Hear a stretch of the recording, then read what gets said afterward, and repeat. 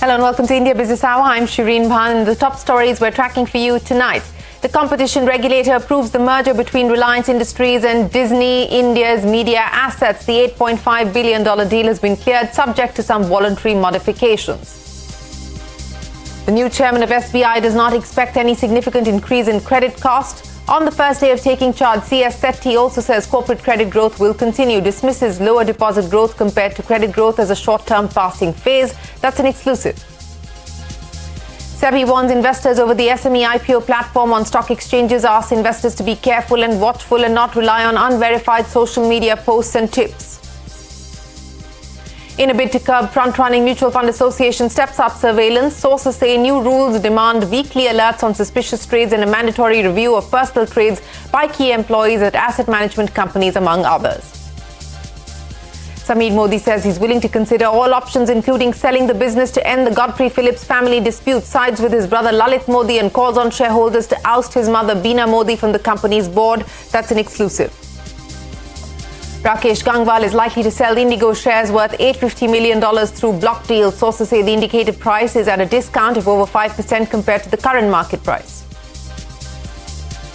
Union Cabinet approves the creation of 12 industrial parks across 9 states with an estimated investment outlay of over 28,600 crore rupees. Also clears 3 new railway infra projects.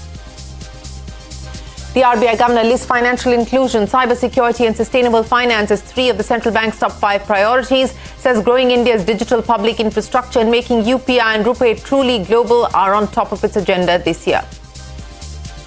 PhonePe Sameer Nigam says market cap overhang is definitely a problem when the fintech company considers going public. Adds the company is very close to listed companies when it comes to governance and sees potential for massive growth. That's an exclusive.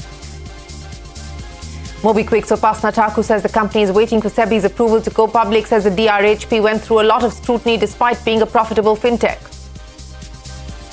The Supreme Court says bail is the rule and jail is an exception even in money laundering cases. Grants bail to Prem Prakash and alleged aid to Jharkhand Chief Minister Hemant Soren in a PMLA case. Well, let's go straight to the day's market action. Markets ending the day flat after hitting record highs in early trade. The Nifty touching 25,100 for the first time in intraday trade and marked a record close for the 10th straight session. The Sensex reclaimed 82,200 but then failed to hold on to it. IT and pharma were the key drivers while banks and mid-caps underperformed today. But the big corporate story this evening, the Competition Commission of India has approved the much-awaited mega $8.5 billion merger between Reliance Industries and Disney's India business. The CCI announcement is a step ahead in creating India's largest media behemoth, spanning across over 100 channels and 2 digital streaming platforms.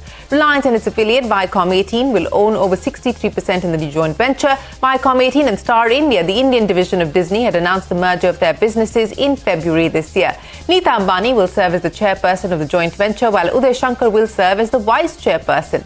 The merger gives Reliance-Disney a monopoly over international cricket matches in India and the cash cow, the IPL. Viacom18 has the rights of domestic and international cricket matches run by the BCCI in India. Disney holds the TV rights of the Indian Premier League till 2027, while Reliance-owned Jio Cinema has streaming rights for IPL till 2027. We spoke with a bevy of experts to understand the impact of the proposed joint venture, with the CCI nod coming in. Take a look. I'm told that there are several voluntary modifications which the parties have pledged to the CCI. CCI's concern would only be, in my view, that there would be a dominant mega merged entity. So there could be various modifications like capping advertising rates during cricket matches for a defined period, or licensing high-value cricket content to competitors on a non-exclusive basis, or divesting overlapping assets in related markets, and committing to a greater transparency in pricing, content and contract terms, and so on. Repurposing of content to devices and to technologies is the next big challenge for all the players.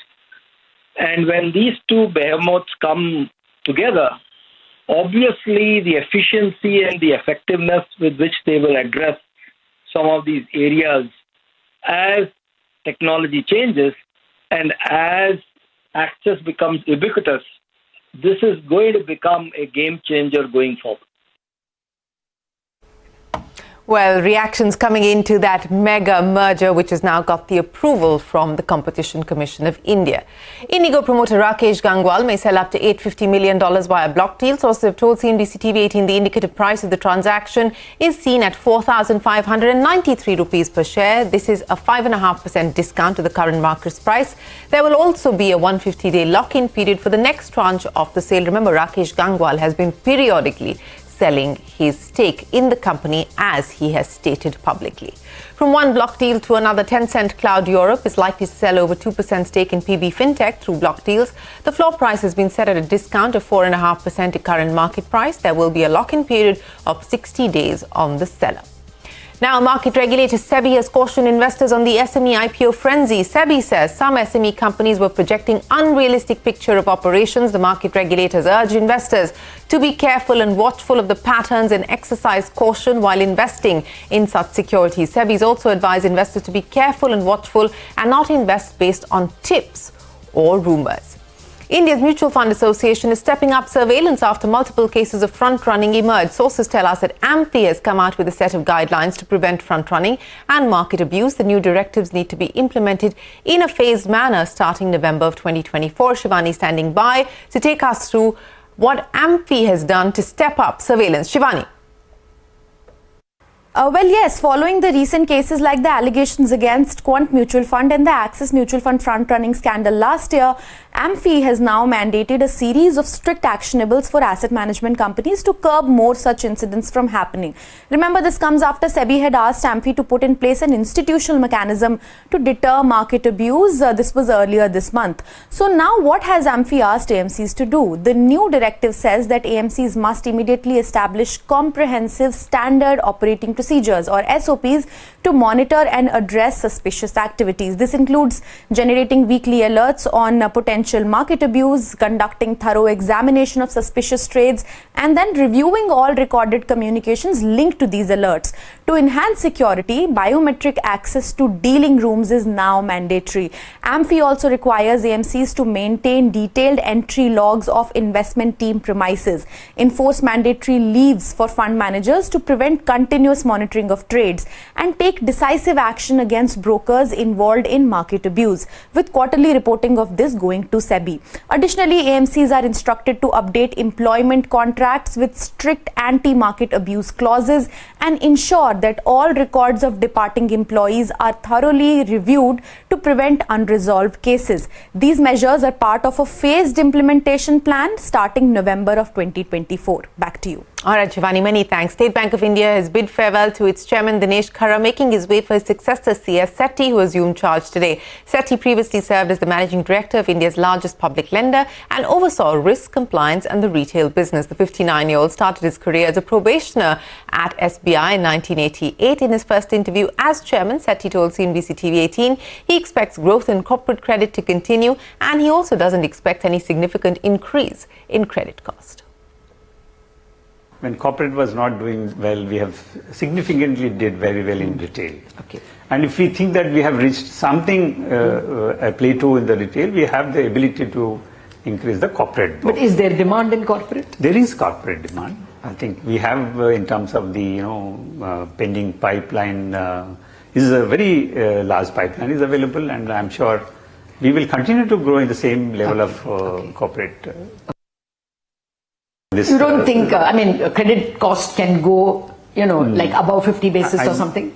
No, it may go up a little, but I don't think it's a matter of concern. Either on the asset quality or on the slippages or on the credit costs. Okay. No, but personal loans are also the ones that you get more money. It's a high yield. No, obviously. I think we will continue to focus on that. And our unsecured personal loan is essentially to the salaried class. Okay. Well, that is the new SBI chief. GQG Partners has bought an additional 4.5 crore shares in GMR Airports. This transaction will take GQG's capital stake in the company to 5.17%. The Rajiv Jain-led company had acquired a 7.66% stake in GMR Airports in December of 2023. However, the company later reduced its stake to below 5%. Orient Technologies has made a strong debut on the bourses, listing at a premium of 41% over its issue price. The stock ended its first day on the bourses up 47%. The company's 215 crore rupee IPO received robust demand, especially from non-institutional investors. The IPO included a fresh issuance of shares worth 120 crore rupees and an offer for sale for shares worth 95 crores. Samir Modi has said he is willing to consider all options, including selling the business to end the Godfrey Phillips family dispute. In an exclusive interview with CNBC TV 18, just ahead of the company's AGM, Samir Modi sided with his brother Lalit Modi and has called on shareholders to oust his mother Beena Modi from the company's board. At least 3 proxy advisory firms have issued recommendations to shareholders to vote against the reappointment of Beena Modi as the managing director of Godfrey Phillips. My colleague Ashmit Kumar spoke with Samir Modi. Take a look. You said you agree with your brother Lalit Modi. One of the proposals that he had put forth as a result of the arbitration in Singapore, one of the issues that he had raised as a way of settling this inheritance dispute is to sell off the entire business altogether and then use the sale proceeds to distribute them among the family members. Are you in agreement with Lalit Modi on that issue as well? I'm in agreement that the fight needs to end. One way or another, the fight is not good for anybody, not good for the shareholders, not good for the company, not good for the employees. And if my father was here today, I see no reason why. I don't think that he would disagree with me of not having my mother as the chairman. But not agreeing on selling off the business, that is not something that you agree with. No, I agree. Whatever it takes to end the fight, whether to sell the businesses, end of the day, value has to be created. End of the day, businesses cannot be suffered. End of the shareholders cannot be taken for a ride. And family fights should not have any place in the boardrooms. And if that is a solution to preserve value, so be it. You talked about wanting to end this fight, wanting to settle this fight, you being in agreement with your brother regarding settling of this dispute, even if it means selling the business altogether. Let's talk about you. Are you willing to sell out of Godfrey Phillips, your company, a legacy company that's been within the family? Well, I'm going to do whatever it takes to create value. I mean, not to destroy shareholder value, not to destroy the company, whatever it takes. I'm not skewed one way or another. I am very clear that the company is above all. I'm very clear that my mother cannot be appointed again. I'm very clear that I'm supporting my brother. And I'm very clear that the NRC is defunct. How do they assault a director? How do they make up stories and come out with videos that are not true? Well, the Godfrey Phillips battle there escalating ahead of the AGM with Samir Modi and Lalit Modi demanding the ouster of Beena Modi, but also now talking about wanting to explore all options to end the family dispute. The Union Cabinet has approved 12 new industrial smart cities across 9 states with an outlay of 28,602 crore rupees in order to boost domestic manufacturing. Addressing a cabinet briefing, the Union Minister Ashwini Vaishnav said this project is likely to attract over 1.5 lakh crore rupees and will generate around 10 lakh jobs. Abhimanyu standing by with the details. Abhimanyu. Described as a grand necklace of industrial smart cities across 10 states on the backbone of the Golden Quadrilateral, the government expects these industrial nodes to act as catalysts for achieving $2 trillion in exports by 2030. Now, the proposed industrial parks will focus on automobiles, automotives, engineering and fabrication in Khurpia in Uttarakhand, electronics, F&B, pharmaceuticals, textiles, metal products in Rajpura, Patiala in Punjab, engineering, pharmaceuticals, chemicals, textiles, food and beverages in Digi in Maharashtra, medicinal and botanical products, fabricated metal products, high-tech industry in Palakkad in Kerala, leather, engineering, food processing, textiles in Agra in Uttar Pradesh, EVs, ready-made garments, cycle manufacturing in Prayagraj in Uttar Pradesh, building materials, medical equipment, furniture, handicrafts in Gaya in Bihar, transport equipment, electrical equipment, metallic and non-metallic minerals in Zahirabad in Telangana, aerospace and defense hardware, gems and jewelry, electrical and electronic components in Orvakal in Andhra Pradesh.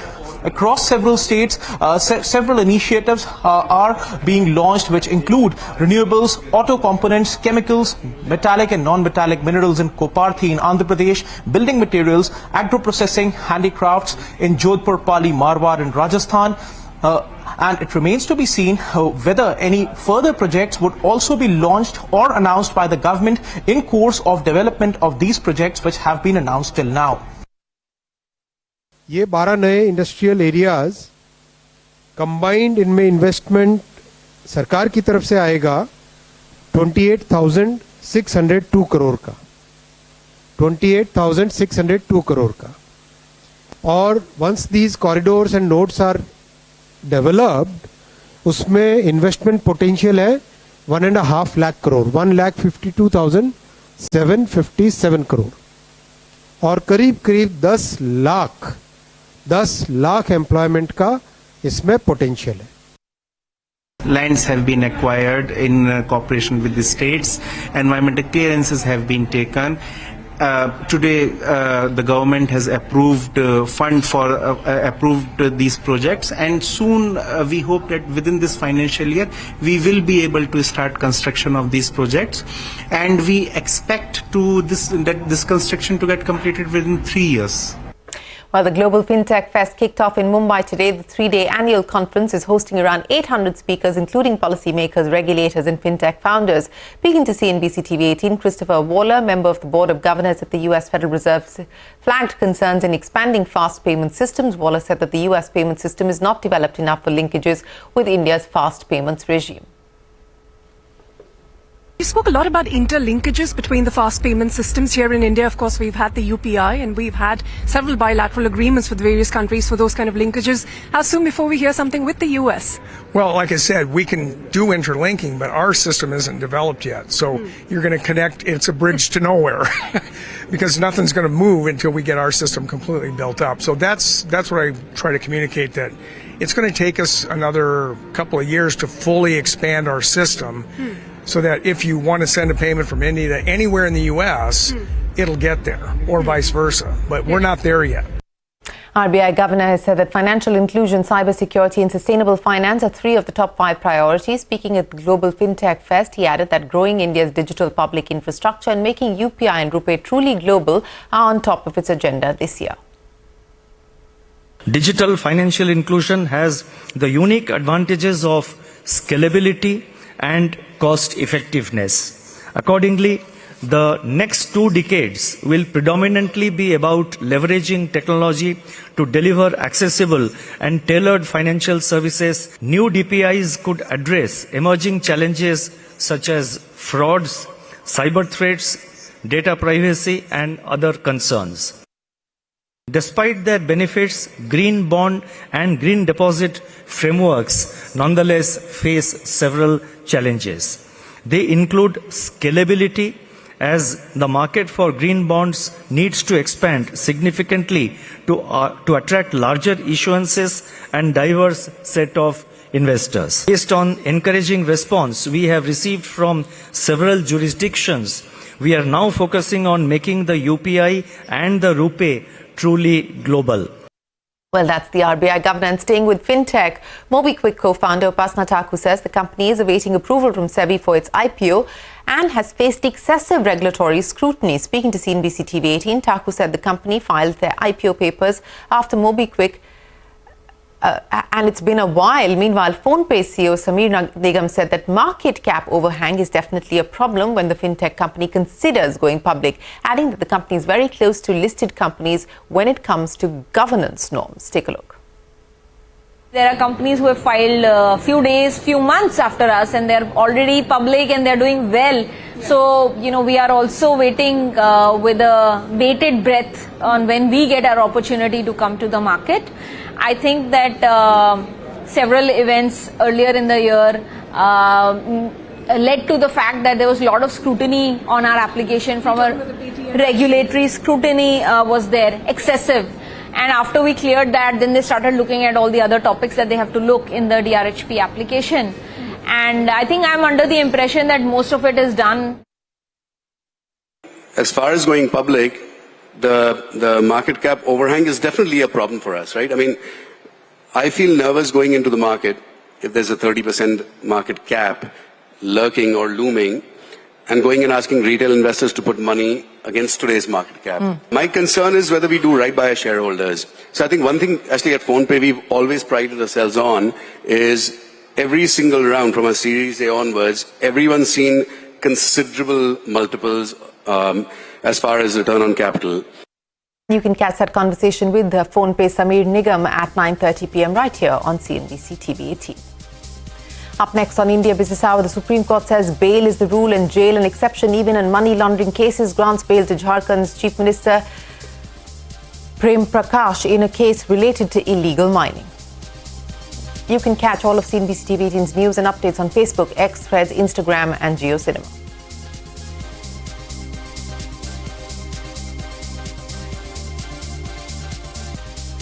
Well, India's two-wheeler makers have promised Union Minister Nitin Gadkari that they will mass-produce at least one flex-fuel vehicle. Parikshit Luthra is standing by now with more on what the two-wheeler makers seem to have committed to. Parikshit. CNBC TV 18 has exclusively learned from sources that top automobile manufacturers like Bajaj Auto, TVS Motor Company, Hero Motorcorp and Honda Motorcycles and Scooter India, they have confirmed to Union Minister for Road Transport Nitin Gadkari that they are ready to make flex fuel vehicles in the country. Now, why is it important? Because the Indian government has been pushing ethanol as a fuel for automobiles to reduce India's import bill of crude oil and at the same time reduce pollution as well, because ethanol is environmentally friendly. Now, what these automobile manufacturers have offered that they will make two-wheelers which can run on higher blends of ethanol, anything in the range of 85% ethanol or 100% ethanol as well. This is ethanol blended with petrol. So all these two-wheeler manufacturers have said that they are ready to produce two-wheelers and they are ready to bring out at least one model each. Some of these manufacturers are likely to display their production-ready flex-fuel two-wheelers at the upcoming Auto Expo, and they will launch it commercially post that as well. At the same time, they have requested policy enablers, one in the form of reduced GST. They have said that the GST on such flex-fuel vehicles must be brought down from 28% to 18% because they are environmentally friendly, and we need to ensure larger adoption of such vehicles. At the same time, they have asked for a lower cost of fuel, ethanol blended fuel for such two-wheelers, because flex fuel vehicles are known to have lower efficiency than full petrol or ICE two-wheelers, and therefore a lower cost of fuel would be required. Thirdly, they have requested a long-term roadmap for ethanol blended fuel to be available all across the country. So these are the three policy enablers that the industry had sought, but at the same time they have told the minister that they are ready to produce ethanol powered two-wheelers in the country. All right, Parikshit, many thanks. International news: tensions in the Middle East continue to rise. At least 9 Palestinians were killed in the West Bank after the Israeli military continued its biggest raid in nearly 20 years. This raid involved hundreds of troops and air attacks on the cities of Jenin and Tulkarem. Israel's foreign minister has also called for the displacement of Palestinians from areas of the northern West Bank. Meanwhile, reports have said that Israeli, US, Egyptian and Qatari officials are meeting in Doha for more talks on the Gaza ceasefire. A drone attack by Ukraine has sparked a fire at an oil depot inside Russia. No casualties have been reported so far. Russia has deployed 30,000 soldiers in the Kursk region, where Ukraine claims to have captured 100 settlements and 600 Russian soldiers. Russia also launched a barrage of missile and drone attacks targeting several Ukrainian regions, including Kyiv. At least 4 people have died in the attack. Back home, West Bengal, BJP leaders and workers clashed with police personnel in several places during a 12-hour bandh called by the party. Transport and rail services were disrupted across the state. The Chief Minister Mamata Banerjee, while speaking at the TMC Student Wing Foundation Day event, accused the BJP of conspiring against the state. She said the government will convene a special session of the State Assembly next week to bring a bill mandating capital punishment for rapists. Heavy rains continue to batter several parts of Gujarat. At least 16 people have died and about 500 people have been evacuated from flood-ravaged areas. Authorities are currently carrying out rescue operations. Prime Minister Modi reached out to Chief Minister Bhupendra Patel, ensuring that the centre is fully committed to supporting the state. The Supreme Court has granted bail to Prem Prakash, an alleged aide to Jharkhand Chief Minister Hemant Soren in a money laundering case. However, while granting bail, the apex court upheld that even in money laundering cases, bail is the rule and jail is an exception. Ashmit joins us now. Ashmit, an important statement coming in from the top court. Take us through what this means. Well, the Apex Court taking one more opportunity to reaffirm the legal principle that bail is the norm and not the exception. The Apex Court was hearing and deciding a bail application that had been filed by a gentleman by the name of Prem Prakash. He is believed to be an aide of Hemant Soren, and importantly, as a scope of the ED investigation against Hemant Soren, he was roped in as well. He was arrested as well, and he had moved the Apex Court seeking bail. Now, it is here that the Apex Court said that this is a principle that needs to be followed, that needs to be abided by, that the courts need to take a note of that. In fact, borrowing from the Manish Sisodia judgment, whereby Manish Sisodia was granted bail, the Apex Court said that we feel the need to reiterate that bail is the norm, not the exception. The Supreme Court clarified one step further that even under the legislation of PMLA, even under the PMLA law, which imposes strict restrictions for even in grant of bail, even in such a situation, the legal principle will remain unaffected and has to be complied with, that bail is the norm and not the exception. That is a legal principle, again being espoused by the Apex Court. But that's not all. The Apex Court has also clarified that in case of an arrest by the Enforcement Directorate, a statement given by an accused incriminating himself or herself is not admissible in a court of law. An important clarification coming in that an accused cannot incriminate himself or herself by way of a statement. So important clarifications this coming in from the Apex Court with respect to PMLA. Ashwin, many thanks for joining us. And with that, it is time for us to wrap up this edition of India Business Hour. From all of us here, many thanks for watching. Do stay tuned. The news continues on CNBC TV 18.